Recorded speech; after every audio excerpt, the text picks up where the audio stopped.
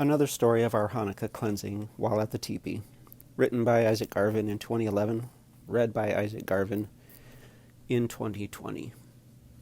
We have become strangers in a strange land, but we don't look too strange, I hope. It's hard to be an Israelite living in a pagan land, especially during the pagan holidays. Our first loyalty is to Yehovah. We believe he has a heart that is passionate and feels things very deeply. The pagan holidays are an abomination to him.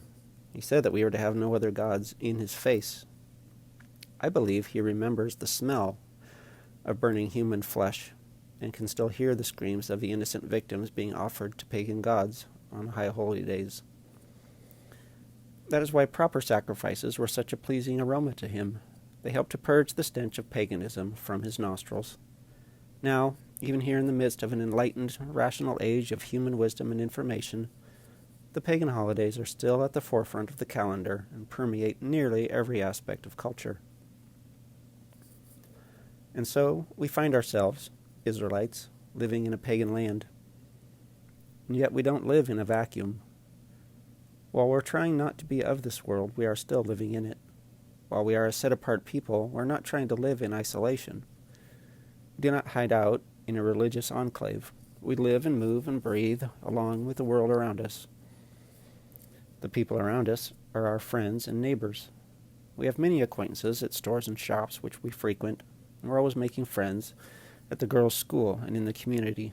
In many ways, we prefer the company of pagans to that of those claiming to be Israelites. The people who have taken care of us during the last few years have mostly been pagan, at least by our definition of the word. We've discovered that those who claim to be Israelite are most often characterized primarily by rudeness. Messianics are, as a rule, completely self-absorbed, egotistical, judgmental, pretentious. In a word, heartless. We still feel a much stronger affinity with a host of pagans who believe that the heart matters than we do with those who claim to be Torah observant. Except during the pagan holidays.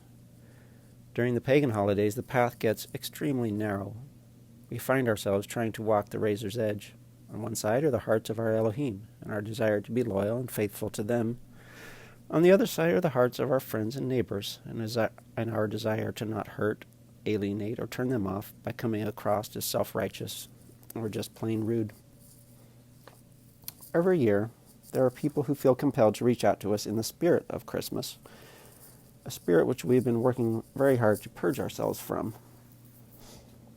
Even as I write this, a neighbor just walked up the path to deliver us a holiday greeting card and a tin full of holiday goodies.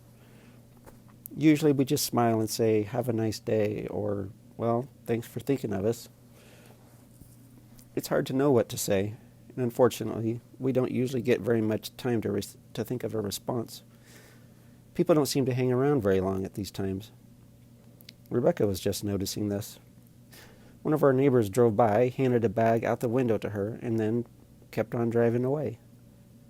The neighbor who just came a minute ago handed me the tin and then immediately turned back down the path before giving a hurried explanation that he was off to his other holiday obligations.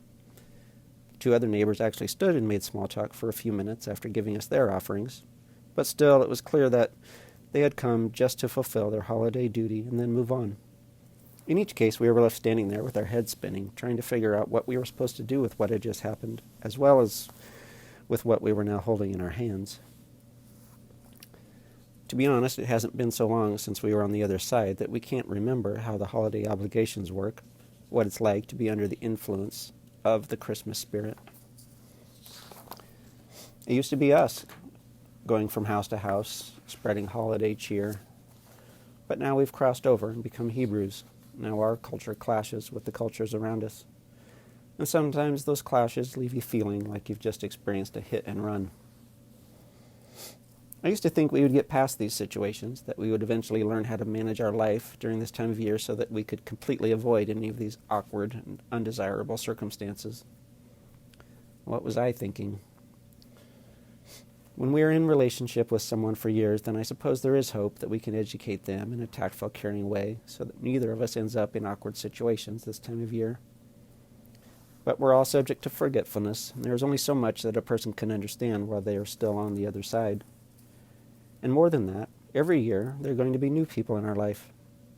This year we had a significant situation develop that involved not just one or two new people, but two whole groups of people who chose us as the focus for their attention during their special time of year. Hanukkah began more than 2 weeks before the pagan holiday this year. During the weeks leading up to Hanukkah, a lady at Maggie's school informed us that a 4-H group, as well as a homeschool group, had decided to adopt us. They have something to do, it is something they do every year for a needy family, and we qualify. Well, they said it wasn't a Christmas thing, of course, it fell at this time of year. The lady at the school knows we're Hebrews and don't celebrate Christmas. She did her best to be sensitive to that, and said the groups were also sensitive and were, in fact, excited about the opportunity to be exposed to a different culture. What we've learned is that while most people are aware of Hanukkah, they simply understand it to be a Jewish version of Christmas. Shortly after this began to develop, a nice neighbor lady that we're just getting to know informed us that she and her family are part of a small group of well-to-do people who enjoy blessing a needy family every year at this time. She and her family had never been the ones to choose the family before, and this year they wanted to, and they wanted that family to be us. What can you say? She also knows that we are Hebrew and promised to be sensitive to that, but that they just wanted to help us out with getting some things that we need, but might not be able to buy for ourselves. Both groups asked us for detailed lists of things that we might really need. We were assured that people weren't just going to go out and buy us Christmas presents, but they would simply be trying to meet some real needs that we had. We thought that sounded okay, especially if things were delivered well before the pagan holiday and were not wrapped in holiday paper. Rebekah took quite a lot of time over several days to make detailed lists of all the things we could think of that we really needed. It included some higher dollar items, such as winter coats for the girls, work boots, a cordless drill, and a deer rifle for me, and an iPod Touch for Maggie. As things progressed, they seemed to be going well. Both groups reported they had been taking the opportunity to find out more about Hanukkah. We knew it would be the Jewish version that they would be studying, but that was at least a step in the right direction. It felt like their hearts were in the right place. As it got closer to delivery, both groups informed us that many of the people were giving us their gifts as Hanukkah presents wrapped in Hanukkah paper.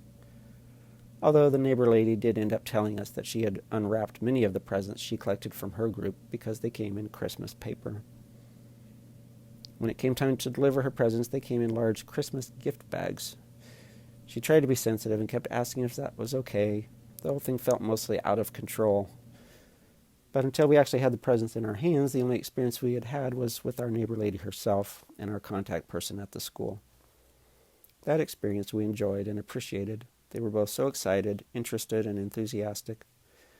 Our experience began to change once we started to open the gifts.